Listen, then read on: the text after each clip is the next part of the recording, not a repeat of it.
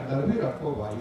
श्रीयुत श्रीनिवास तिवारी, जिन्होंने राजनीति की एक अलग इबारत रची थी, अब यह नाजीर बन गई है। विरोधी भी दादा का लोहा मानते थे। तिवारी जी रीवा से लेकर भोपाल और दिल्ली तक यथार्थ से ज़्यादा किंवदंती के जरिए जाने गए हैं। विंध्य में दादा लोकनायक बनकर उभरे। यहाँ ऐसा कोई और नेता नहीं है जिसको लेकर इतने नारे, गीत, कविताएं गढ़ी गई हो। सच्चे और झूठे किस्से गांव की गलियां, चौपालों और मोहल्लों में सुने जा सकते हैं। वह जिंदगी भर एक खुली किताब रहे हैं। जो जीवन में की कहानी है हमारे, बहुत सी कहानियां, और अगर हम अपनी कहानियों को बताने लगे मालूम क्या क्या हो जाएगा, एक रात बीत जाएगी। क्या क्या हमने नहीं किया है। रीवा जिले के एक छोटे से गांव त्यूनी के मूलतः निवासी श्रीनिवास तिवारी की बचपन से ही राजनीति में रुचि थी। दादा ने स्वतंत्रता संग्राम आंदोलन में हिस्सा लिया और जीवन भर गरीब, शोषित और मजलूमों की मदद करते रहे। दादा किशोर उम्र में ही बड़ी शिद्दत के साथ राजनीति में दखल रखते थे। दादा युवा तुर्क सोशलिस्ट गुट का हिस्सा थे।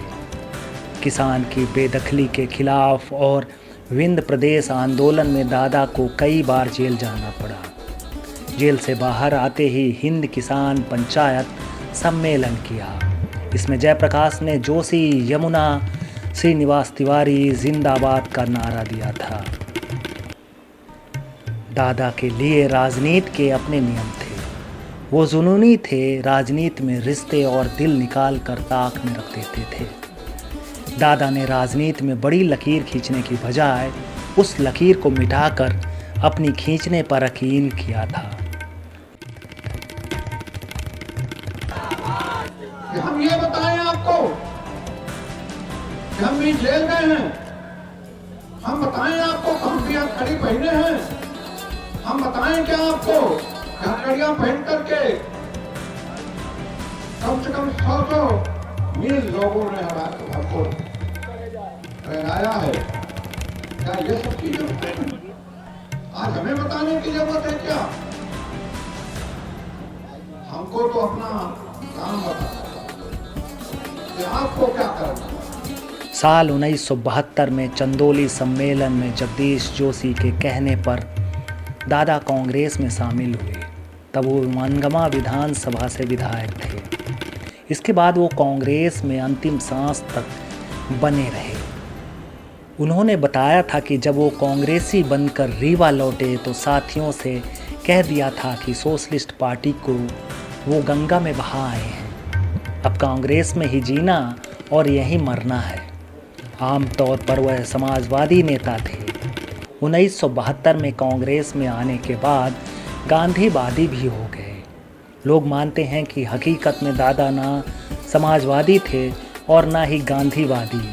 वह सिर्फ यथार्थवादी थे। वह अपने वाद के खुद प्रवर्तक थे। उनके आदर्श का खुद का अपना पैमाना था। दादा ना तो लोहिया को अपना आदर्श मानते थे और ना ही गांधी जी को। वो अपने आदर्श की खोज जनता के सैलाब से करते थे। उनका आदर्श कोई व्यक्ति नहीं बल्कि भाव था, और वह भाव था जनता जनार्दन। रोका जरूर उन्होंने, सारी ताकत लगाई। हमने कहा और किसी को प्रणाम करने जाए न जाए, लेकिन ये जनता को लाखों की तादाद में हमने बनाया है। तो जनता के चरणों में प्रणाम करने जरूर जाऊंगा, चाहे जो हो। कुंवर अर्जुन सिंह से उनकी गाढ़ी मित्रता थी। दादा ने 1977 में अर्जुन सिंह को नेता प्रतिपक्ष बनाने के लिए लॉबिंग की थी। साल 1980 में मुख्यमंत्री बनने के बाद हाल यह था कि दादा से राय मशवरा करने के लिए अर्जुन सिंह अमहिया आते रहते थे। समस्त नियमों को शिथिल करते हुए कार्य करने की भाषा दादा की ही देन है। दादा की तार्किकता का कोई जवाब नहीं था। साल 1985 में दादा का कुंवर साहब ने टिकट काट दिया था। समर्थक पार्टी से बगावत का दबाव बना रहे थे। समर्थक चाहते थे दादा कांग्रेस से बगावत करके ना सिर्फ चुनाव लड़ें अपितु विंध्य की सभी सीटों से उम्मीदवार खड़ा करके कांग्रेस को सबक सिखाएं। हमारे जीवन की कहानी सब जानते हैं, क्या क्या नहीं हुआ है हमारे साथ, लेकिन हमने सब कुछ कहा। दादा ने समर्थकों को धैर्य रखने को कहा।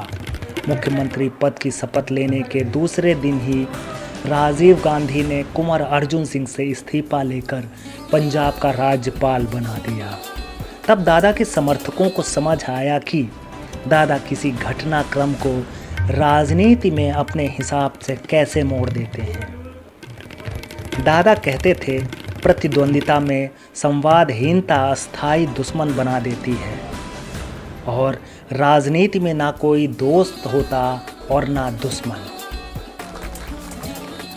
हमारे साथ काम करने वाले स्वर्गीय अर्जुन सिंह जी, उनके साथ भी मतभेद हुआ करते थे, दांव पेच लगाया करते थे,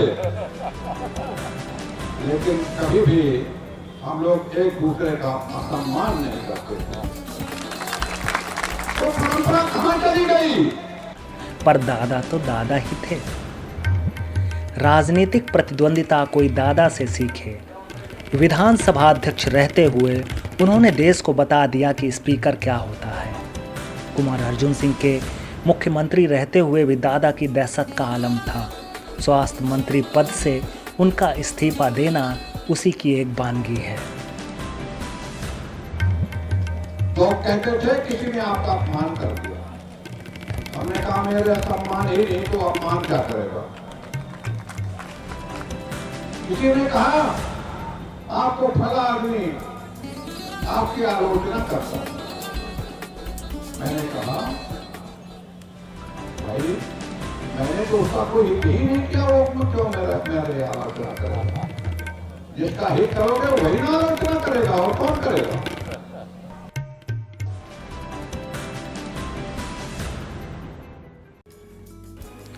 दादा सहयोगियों के पीछे चट्टान की तरह डटे रहते थे। जब मध्य प्रदेश का गठन हुआ तो विधानसभा में लोहिया सोपा विधायक दल का नेता ब्रजलाल वर्मा को बनाना चाहते थे, लेकिन दादा ने खुले मन से कहा नेता जगदीश चंद्र जोशी होंगे। हम जाति के सवाल पर योग्यता को बलि नहीं चढ़ने देंगे। जगदीश जोशी विधायक दल के नेता चुने गए। लोहिया इससे इतना खफा हुए कि दादा को सभी समितियों से बाहर कर दिया, पर दादा तो दादा ही थे। तो चीजें दिल के अंदर भी रखो भाई, अगर दिल के अंदर नहीं रखोगे तो अपच हो जाएगा, और अपच जो है नुकसान करता है। विधानसभा अध्यक्ष रहते हुए उन्होंने सबसे ज़्यादा संरक्षण विपक्ष के विधायकों को दिया। भाजपा की दूसरी लाइन के आज जो नेता छाए हुए हैं, दादा ने उन्हें तराशा था, चाहे वह डिप्टी सीएम राजेंद्र शुक्ल हों या नरोत्तम मिश्रा, छत्तीसगढ़ के पूर्व मुख्यमंत्री रमन सिंह हों या फिर ब्रजमोहन अग्रवाल। दादा को महज एक वीडियो में समेटा नहीं जा सकता। लोग कुछ भी कहें, दादा जैसा बनने के लिए कई जन्म लेने पड़ेंगे। वीडियो पसंद आए तो अपने साथियों से साझा करिएगा। नमस्कार। हम अपनी कहानियों को बताने लगे, मालूम क्या क्या होगा, क्या क्या हमने नहीं किया है, परिवार की कथा है।